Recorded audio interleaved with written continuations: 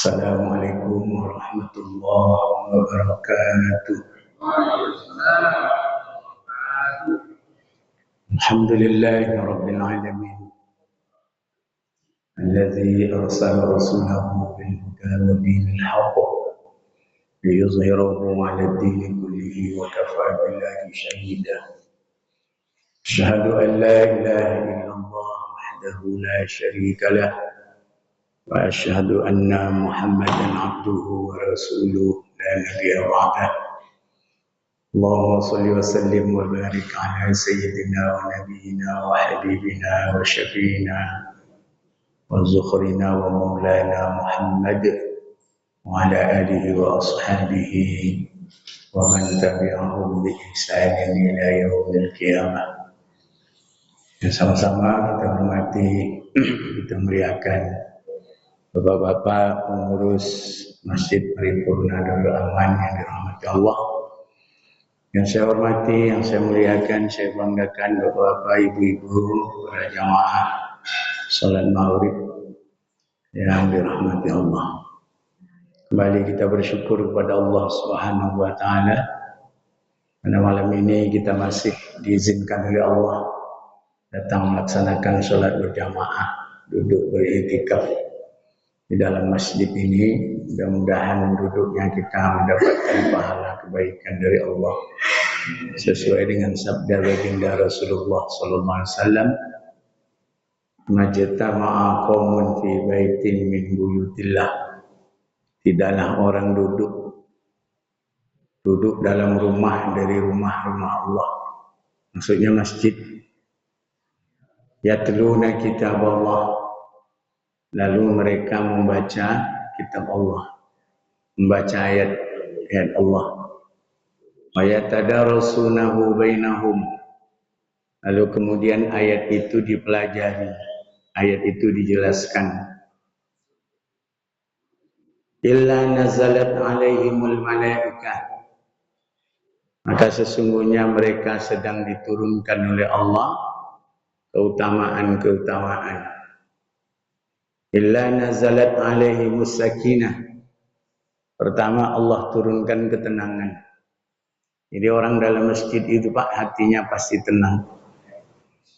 Orang lagi sedang duduk, masjid ini tempat yang paling terbaik. Orang yang tadi datang dengan dosa, lalu insya Allah pulang membawa pahala. Sahiban wa raji'an. Kata Nabi begitu ya Pak, dalam hadis, man roha ilal masjid, siapa yang bahagia. Roha itu artinya apa? Enjoy. Bahasa orang seberang itu Pak, enjoy. Bahasa kita apa? Senang. Dia datang ke masjid itu tak ada beban Pak. Dia tinggalkan rumah tak ada beban. Senang di hatinya ke masjid. Man roha ilal masjid lil jamaah. Siapa yang senang dia datang ke masjid untuk apa? Salat berjamaah. Maka kemudian oleh Nabi dijanjikan, fa khatwatun tamhu lahu sayyi'ah, langkah kaki pertamanya menghapus dosa. Wa khatwatun tuktabu lahu hasanah, langkah berikutnya menjemput pahala. Zahiban, berangkat, pergi dari rumah sampai masjid. Warajian, lalu balik lagi ke rumah. Jadi tempat nongkrong yang paling baik itu masjid, Pak. Tidak ada orang duduk santai dikasih pahala kecuali di masjid nih. Ini tempat duduk yang paling enak dikasih pahala, masjid. Tempat duduk di mana hati menjadi tenang, masjid. Cuma kadang-kadang sebagian orang banyak tak nyaman sama masjid nih, Pak. Tak betah di masjid ini. Duduk di masjid itu rasa duduk di bara api. Siap ya salat langsung pulang. Kamu duduk bentar ya. Ya Pak, ini mohon maaf ya Pak, ngaji terakhir tak apa-apa lah, keras-keras sedikit ya Pak. Terakhir nih kan. Nah, jadi banyak orang tak gemar dengan masjid nih Pak. Apalagi kalau sudah duduk rapat, ujungnya duit. Paling tak suka. Padahal masjid ini kan punya fungsi, Pak. Fungsi masjid itu berapa? 4 fungsi masjid kan, Pak. Yang pertama lil ibadah. Masjid itu untuk tempat ibadah. Ibadah yang paling baik di masjid, ngaji yang paling baik di masjid, duduk iktikaf yang paling baik di masjid. Itu lil ibadah, fungsi masjid pertama. Yang kedua lil tarbiyah. Fungsi masjid yang kedua itu untuk menuntut ilmu, untuk sekolah, untuk kita belajar. Belajar itu kadang-kadang formal seperti kita sekarang ini, Pak. Kadang-kadang tak formal. Duduk aja 3-4 orang di situ, diskusilah apa yang nak diskusikan. Bicarakanlah persoalan agama. Apa yang patut dibicarakan. Tapi ketika ustaz sedang ceramah, jangan pula ngumpul di situ 4 orang. Lalu diskusi pula dia. Saya ceramah sendiri, dia diskusi di situ 4 orang. Janganlah begitu. Ya Pak, tersinggunglah ustaznya ya. Pernah terjadi? Pernah. Pernah Pak, saya pernah mengalami kasus itu di satu masjid. Baru pertama itu saya datang dan terakhir. Saya itu diundang tak mau saya lagi. Saya bilang sama jemaah, saya kurang dihargai di masjid. Saya ceramah situ diskusi. Udah saya tegur Pak, sedang ceramah itu saya tegur. Pak, diskusinya nanti ya Pak, udah selesai saya diskusikanlah. Makin menjadi. Belum selesai waktu turun saya Pak. Saya tunggu waktu sholat isya, pulang sudah itu saya. Sudah itu besok diundang nih kita mau saya. Kenapa? Rupanya orang nih Pak, kalau tak dihargai, tak enak juga Pak. Tak enak loh. Istri kita masak tak dihargai oleh suami, besok malas dia masak loh. Jangankan orang lain, istri kita aja minta dihargai oleh kita. Apalagi orang lain. Orang tuh diundang pula datang. Nah, jadi Bapak Ibu yang dimuliakan Allah, fungsi masjid yang kedua itu litarbiyah, untuk menuntut ilmu. Makanya orang yang duduk sebentar di masjid ini, itu pahalanya luar biasa. Siapa yang duduk sebentar di masjid untuk apa? Menuntut ilmu. Jadi dia orang yang duduk sebentar menuntut ilmu itu, pahalanya jauh lebih baik dari melaksanakan sholat 1000 rakaat. Bentar aja Pak. Itu dalam kitab apa? Al-Azkar dijelaskan Pak, hadis itu. Bentar aja duduk. Lebih baik daripada sholat sunnah 1000 rakaat. Lebih baik daripada menjenguk 1000 orang yang sakit. Lebih baik daripada menziarahi kubur 1000 orang yang mati syahid. Untuk ilmu. Jadi masjid itu fungsi keduanya ditarbiyah, untuk menuntut ilmu. Fungsi yang ketiga lil ukhuwah, untuk tempat mengikat tali persaudaraan antara satu dengan yang lain. Orang kalau sudah sampai di masjid ini Pak, hilang statusnya. Tak ada status orang di masjid ini Pak. Beda dengan di kantor. Di kantor ada status orang, ada bos, ada karyawan, ada OB. Di masjid nggak ada Pak. Siapa yang datang duluan silakan di depan.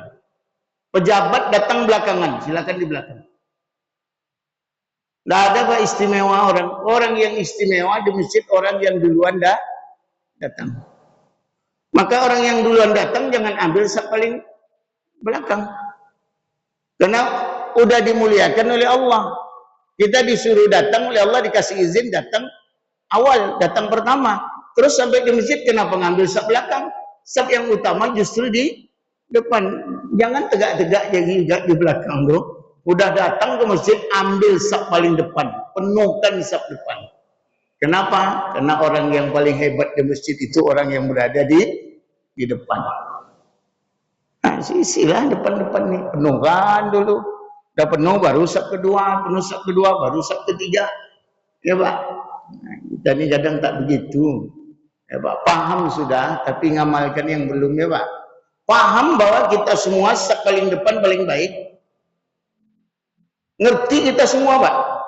Tapi ketika datang, tak mau kita langsung ke depan kan? Masih juga duduk di belakang lagi, masih juga berdiri di belakang. Padahal Allah sudah kasihkan tempat yang paling mulia di depan. Ya Pak, lil ukhuwah.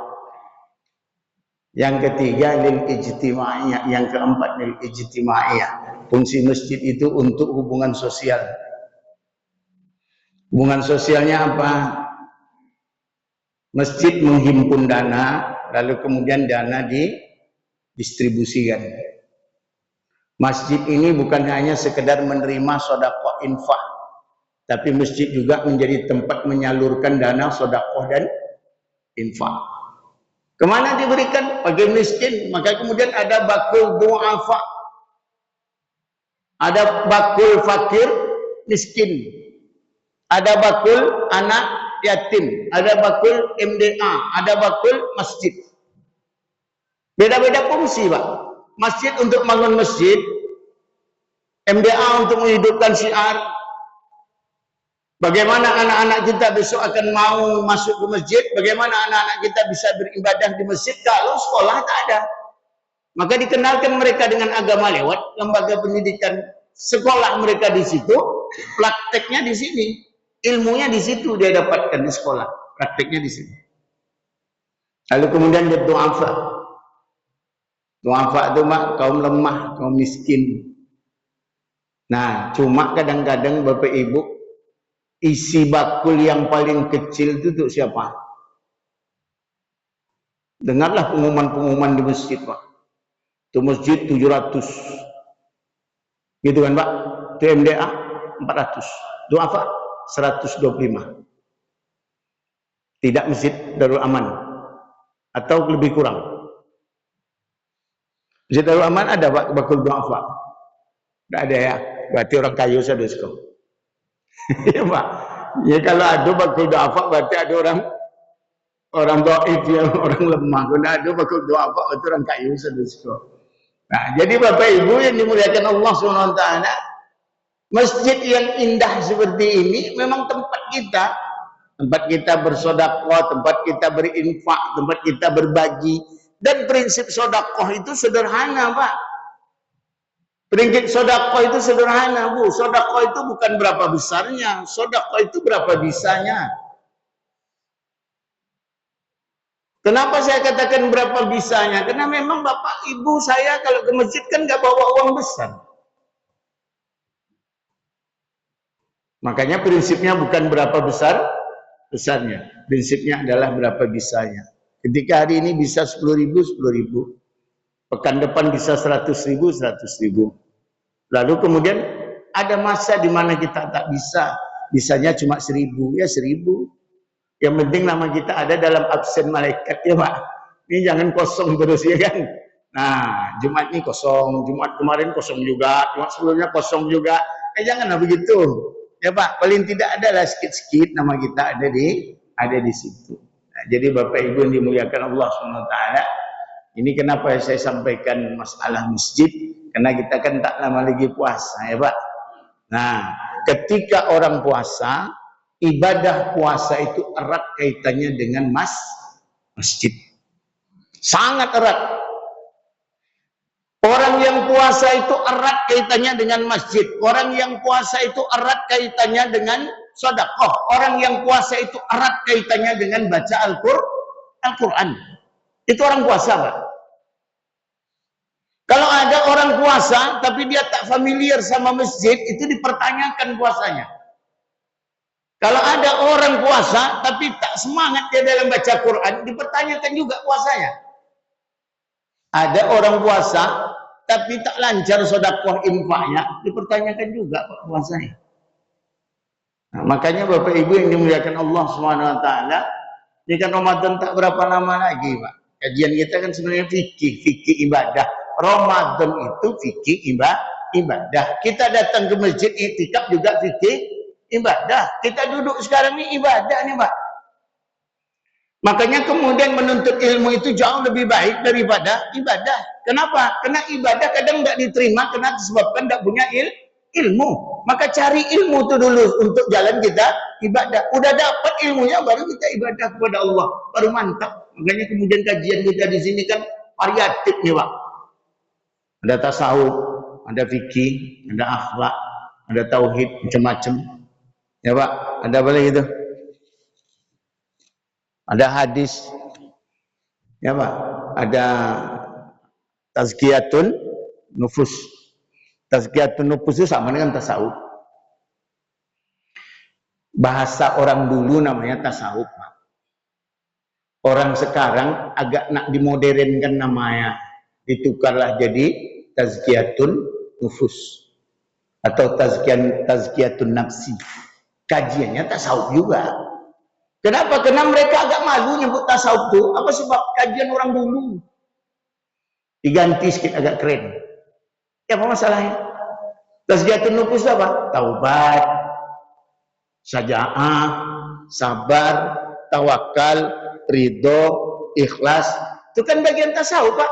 Di dalam kitab Riyadhus Shalihin.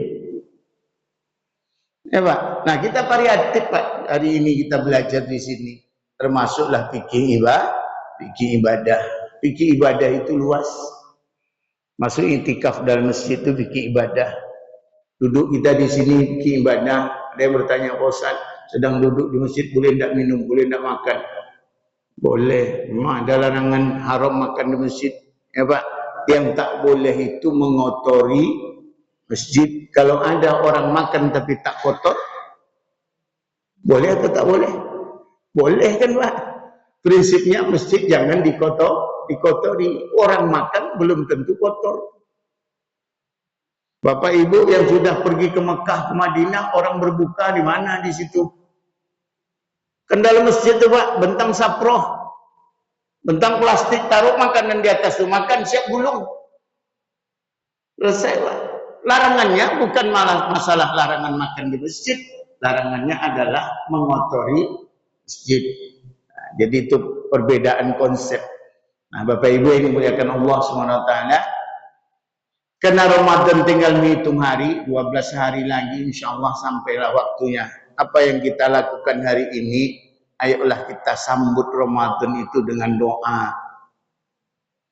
Allahumma sallimni ila Ramadan wa sallim li Ramadan wa tasallamahu minni mutaqabbala. Ya Allah, selamatkan umurku sampai ke Ramadan. Ya Allah, selamatkan aku dalam mengerjakan Ramadan. Ya Allah, terimalah semua amal ibadah yang aku kerjakan di dalam Ramadan. Doa yang diajarkan Nabi begitu Pak. Allahumma sallimni ila Ramadan wa sallim li Ramadan wa tasallamahu minni mutaqabbala. Kalau doa yang lain itu boleh. Allahumma barik lana fi Rajab wa Sya'ban wa ballighna Ramadan. Boleh, silakan aja. Ya Pak, yang penting yuk berdoa kita supaya ketemu sama Ramadan. Makanya salafus saleh belajar dari baginda Rasulullah Muhammad SAW 6 bulan sebelum datang Ramadan itu doanya minta ketemu sama Ramadan. Selesai Ramadan, doa lagi 6 bulan ke depan supaya semua amal ibadah diterima di dalam Ramadan. Jadi setahun itu Pak dibagi 2. Mulai malam Ramadan, Allahumma rabbana taqabbal minna salatana wa siyamana wa qiyamana. Sampai berapa? 6 bulan ke depan. Terus selesai 6 bulan, sambung sama doa supaya ketemu sama Ramadan. Itulah tadi. Allahumma sallimni ila Ramadan, wa sallim li Ramadan, wa tasallamahu minni mutaqabbala. 6 bulan, Pak. Kenapa kita tak berdoa, ya Allah temukan aku dari sholat ini ke sholat itu? Kenapa mesti Ramadan? Karena Ramadan itu berjarak, Pak. Jauh jaraknya. Makanya kita minta kepada Allah supaya dipertemukan Ramadan. Apa sebab? Walaupun sudah dekat, Pak, tinggal 12 hari, belum tentu kita ketemu, Pak. Tidak ada jaminan kita ketemu sama Ramadan yang tinggal 12 hari itu. Jangankan yang 12 hari, Pak. Isyaknya dia belum ada jaminan kita. Siapa yang yakin dia akan ketemu sama Isyak? Nggak ada, Bu, Pak. Kenapa? Karena ajal itu hitungannya tarikan napas. Naik bisa mati atau turun mati.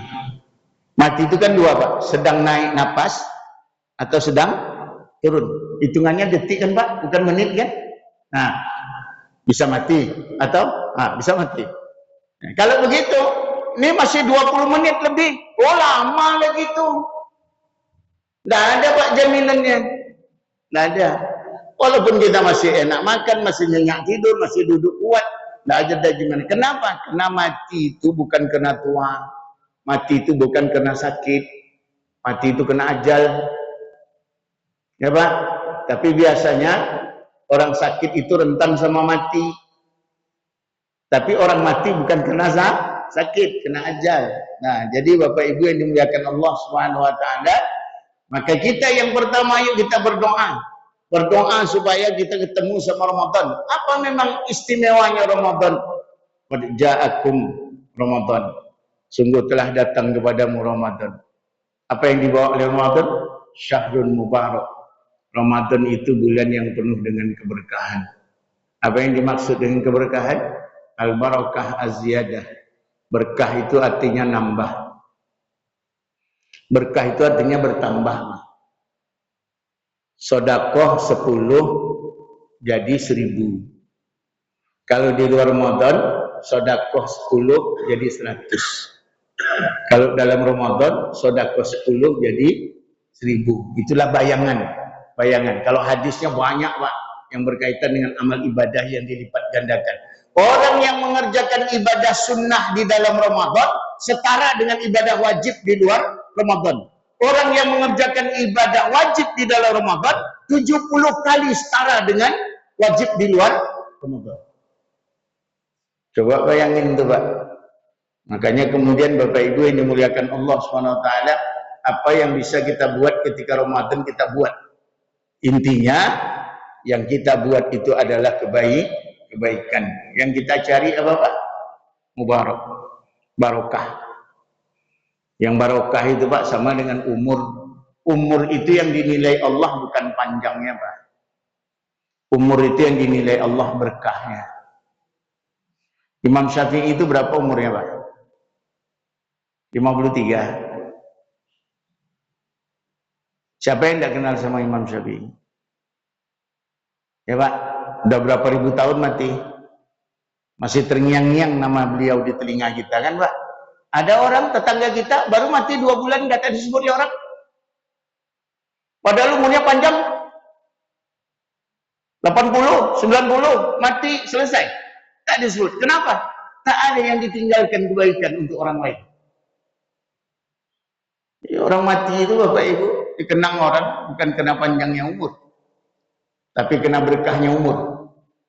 Imam An-Nawawi itu Pak muridnya Imam Syafi'i, sampai tak menikah disebabkan membahas agama. Berapa umurnya? 49. 49 meninggal wafat dia Pak. Istri tak punya, anak apa lagi? Tak pernah menikmati dunia. 49 Pak. Tapi siapa yang tak kenal sama Imam An-Nawawi? Apa sebab? Keberkahan umur. Jadi Bapak Ibu kita ini kalaupun tak disebut orang, paling tidak kita disebut oleh malaikat-malaikatnya Allah jadilah. Ya kan? Kenapa disebut oleh malaikatnya Allah? Sekarang kita ini sedang disebut oleh Allah Subhanahu wa taala. Dalam lanjutan hadis yang pertama yang saya baca tadi, illa nazalat alaihimus sakinah. Orang yang duduk di sini nih sedang tenang hatinya. Wa haffat alaihimur rahmah. Oleh Allah dikelilingi rahmat dalam kehidupannya. Wa zakara man indallahi wa zakara man indahum. Lalu kemudian Allah akan sebut-sebut nama kita di sisi malaikat-malaikatnya Allah Subhanahu wa taala. Kita lagi disebut-sebut oleh Allah. Yang hadir nama-nama ini disebut nih oleh Allah di depan para malaikat-malaikatnya. Berapa banyak Pak jemaah kita? Tapi yang mau duduk berapa orang? Jadi rupanya orang yang terbaik itu tak banyak Pak. Orang juara itu dapat juara itu berapa Pak? Palingan cuma 3. Juara 1, juara 2, juara 3. Pesertanya berapa? 1000. Sama Pak dengan begitu nih. Kita duduk nih berapa jemaah kita? Terus siapa yang duduk? Tak banyak jumlahnya. Itulah orang-orang yang dipilih oleh Allah Subhanahu wa taala. Makanya Ramadan ini Bapak Ibu yuk kita sambut Ramadan itu dengan sukacita. Kenapa? Karena Ramadan itu membawa barokah. Terus apa yang perlu kita persiapkan? Yang pertama, persiapan nafsiyah. Diri kita dipersiapkan, Pak, untuk menjelang Ramadan. Apa persiapan diri kita? Ini dia. Tazkiyatun nufus. Yang pertama, taubat. Dalam kitab Riyadhus Shalihin, bab pertama itu bab taubat. Bukalah, Pak, dalam Riyadhus Shalihin itu. Bab pertamanya taubat.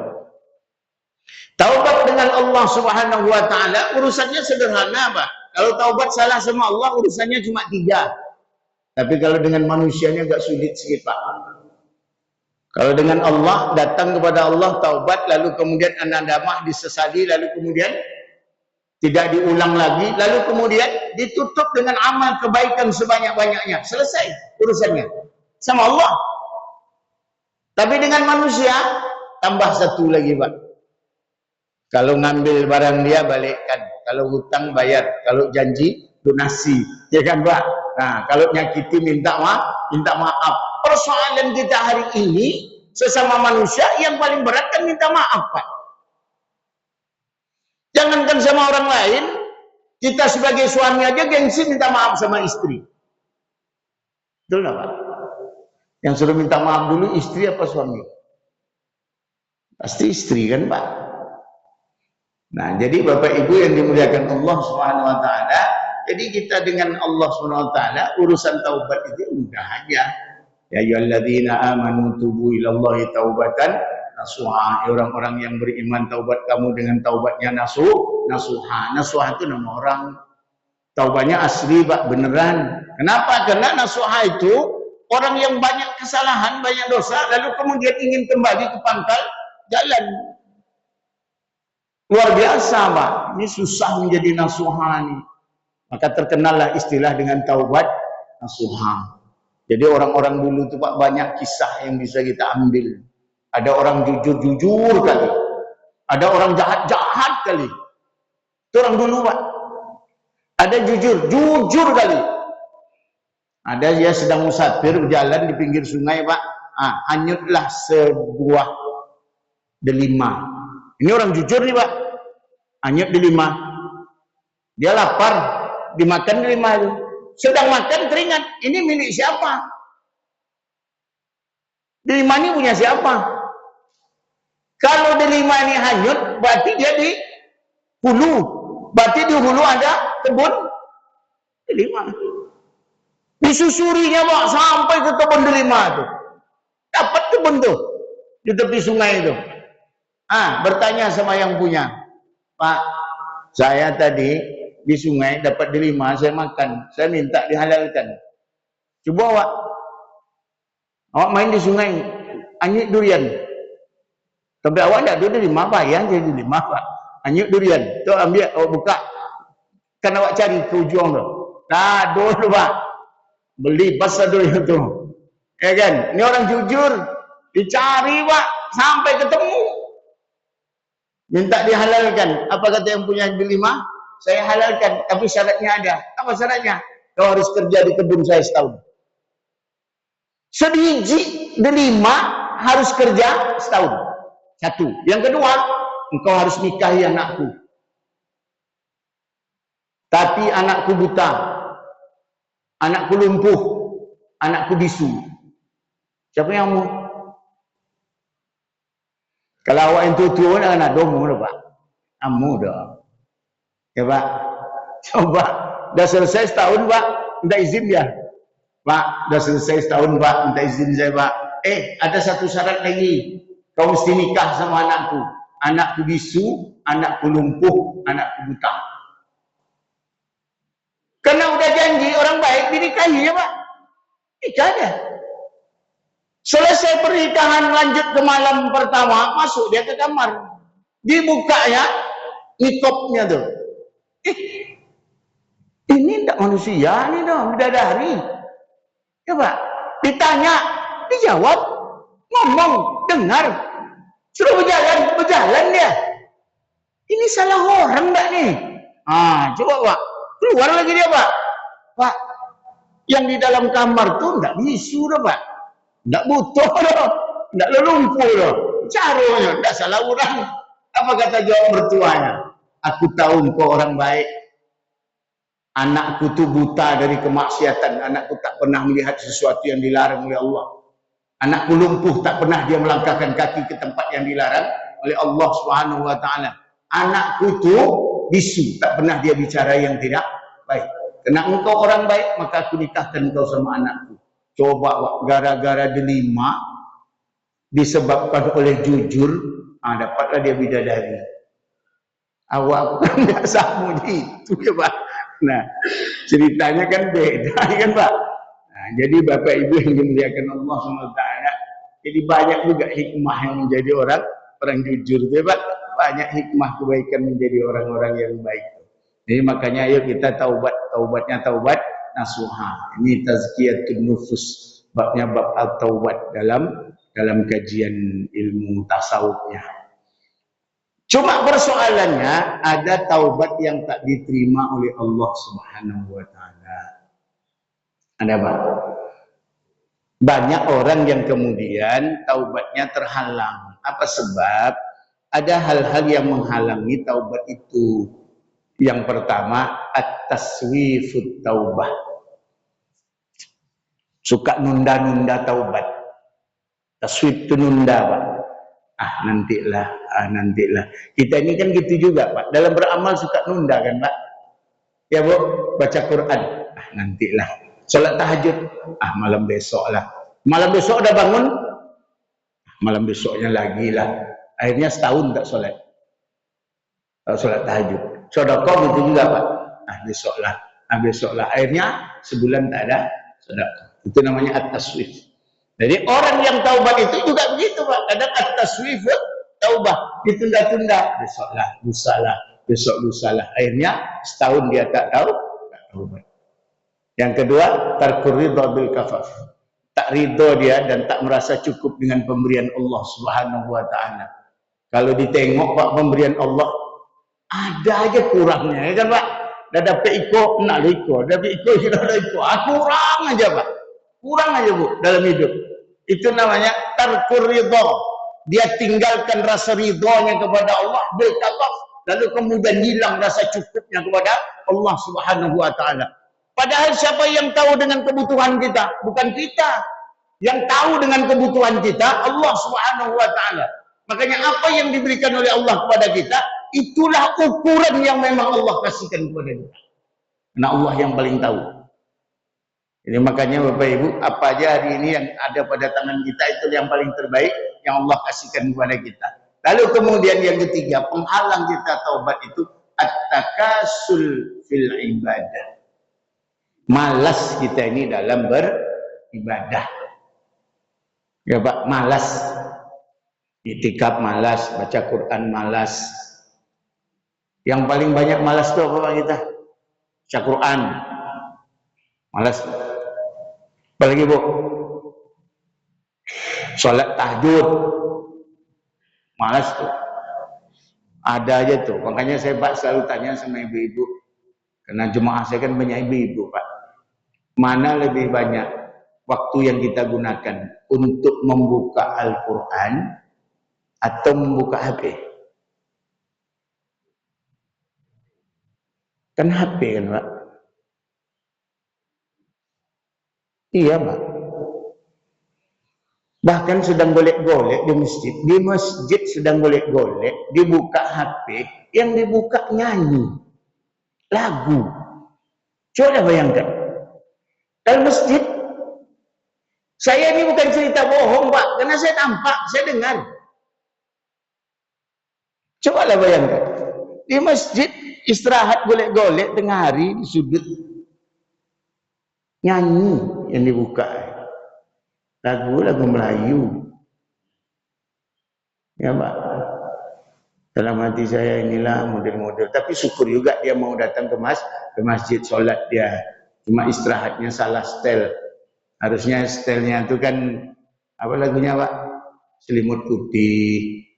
Bila Israel datang, memanggil kan Pak. Atau sebujur bangkai kan Pak. Harusnya kan itu lagunya. Ngapa kalau lagu Melayu itu? Ya kan? Nah, jadi Bapak Ibu ini muliakan Allah. Kadang-kadang kita ini salah pasang Pak. Tempat ibadah lalu digunakan pada yang tidak tepat. Ya kan, ini pengalaman Pak. Saya pernah cerita ketika saya di Mekah, di Mina, kita ke situ tuh kan belum tahu ke situ lagi kan. Belum tahu Pak kita ke situ lagi. Tak dimanfaatkan lagunya tuh. Hidupnya tuh ibadah. Diputar lagu di Mina tuh. Lagunya apa? Beranak Ampek. Coba bayangkan. Coba bayangkan Pak. Beranak Ampek lagunya. Ya Allah. Saya dengan Kemenak sekarang tuh Pak. Si Mulyardi sama Kemenak yang lalu Pak Asyadinur. Kebetulan kami bareng naik berangkat juga. Kami saling tengok-tengok lah. Kena menjelang zuhur Pak. Tengok-tengok lah. Astagfirullah. Mau melarang. Semuanya sempat tak berani Pak. Saya pun tak berani melarang. Pak Asyadinur pun tak berani melarang. Mulyardi pun tak berani melarang. Ya udahlah nikmati aja lah beranak ampek itu. Di Mina Pak beranak ampek. Coba bayangkan. Kalau beranak ampek di Bukit Tinggi ya dia lah Pak. Memang lagu orang itu lah Pak. Beranak ampek. Ya Allah ya Rabbi ya Karim. Masya Allah. Artinya apa? Dalam istilah usul fikihnya tuh Pak, itu tidak muqtadhal. Tak muqtadhal. Muqtadhal itu apa Pak? Salah meletakkan sesuatu. Nah, jadi yang muqtadhal itu artinya letakkan sesuatu pada tempatnya. Kalau di kedai kopi, wajar lah kan Pak. Logika kita pasti wajar. Kalau di kedai kopi. Tapi kalau musaji Kak, dalam rangka menyambut bulan suci Ramadan, lagunya beranak ampek. Kan tidak masuk kan Pak. Itulah dia. Artinya tidak muqtadha, hal. Tidak tepat kita meletakkan sesuatu. Nah, jadi Bapak Ibu yang dimuliakan Allah SWT, itu persiapan naksiyah. Yang kedua, persiapan sakofiyah. Pelajari tentang ilmu puasa itu. Persiapan sakofiyah itu Pak, ilmu tentang puasa itu didalami. Makanya saya pernah sampaikan kan ke jemaah kita di sini, niat di dalam sholat rukun dia. Niat di dalam puasa itu tidak rukun. Beda Pak. Kenapa ulama mengatakan niat dalam puasa tidak rukun? Karena niat puasa dibaca tidak dalam sedang puasa. Sementara rukun itu adalah perbuatan yang dikerjakan di dalam ibadah. Sholat, niat sholat disebut rukun karena dia dibaca ketika takbiratul ihram. Niat puasa itu dibaca sebelum melaksanakan puasa. Kalau sudah berpuasa baru dibaca niat, nggak sah puasanya. Yang boleh itu puasa sunnah. Kalau puasa fardu nggak boleh Pak. Makanya kemudian di masjid-masjid, di musola-musola, niat dibaca setelah isya atau niat dibaca setelah tarawih. Untuk apa? Untuk mengingatkan. Kalau ditanya kapan niat yang paling afdol dibaca, mendekatkan antara imsak dengan niat itu yang paling bagus. Menjelang imsak itu Pak, itulah kita berniat. Artinya niat itu dibaca mendekati waktu ibadah. Walaupun dia tidak rukun, dia masuk dalam syarat, tapi dia sudah mendekati dalam waktu ibadah. Itu makanya beda Pak niat puasa dengan niat sholat itu. Nah, jadi Bapak Ibu dimuliakan Allah, kita sampai waktunya. Masih ada yang mau ditanya nih?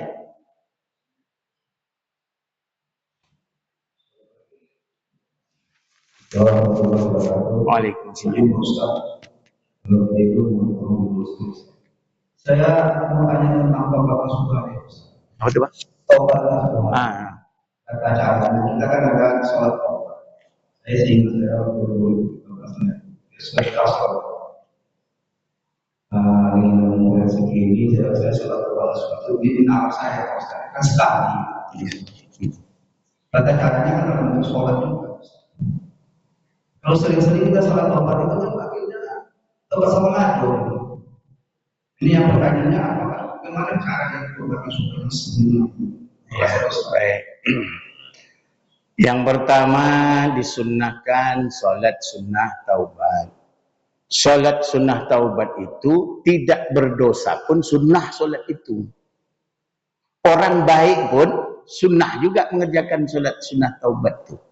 Bagi orang yang mau bertaubat, lebih disunnahkan untuk salat sunnah taubat. Sebaik-baiknya salat sunnah taubat itu sekali dalam sehari.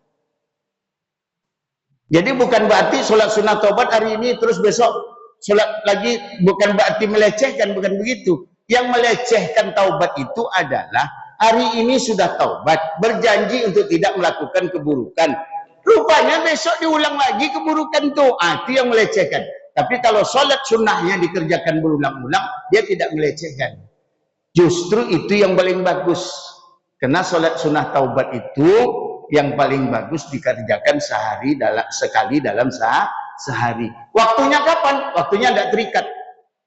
Boleh siang, boleh pagi, boleh malam, terserah waktunya. Karena sholatnya cuma 2, siang 2, malam juga 2. Nah, untuk orang yang mau taubat nasuha, kena tadi umpama ya bang, selama pun tidak pernah sembahyang, tidak pernah puasa, suruh tiba pun nak puasa, taubatnya, mandi taubat dia dulu, sholat sunnah taubat dia, lalu berazam dia dengan yang 3 tadi itu, lalu kerjakanlah kebaikan. Itu bagi orang yang berdosa. Kalau bagi kita yang hari ini tak, rasanya kita ini berdosa, tapi dosanya kan dosa-dosa yang tak sengaja. Masih ditetapkankah, disunnahkankah sholat sunnah taubat? Jawabnya iya. Karena sholat sunnah taubat itu hukumnya sunnah, ibadah dia. Jadi tidak berdosa pun tetap disunnahkan sholat sunnah taubat. Tidak bang? Itulah Bapak Ibu kajian kita malam ini, mudah-mudahan bermanfaat. Billahi taufiq wal hidayah. Assalamualaikum warahmatullahi wabarakatuh.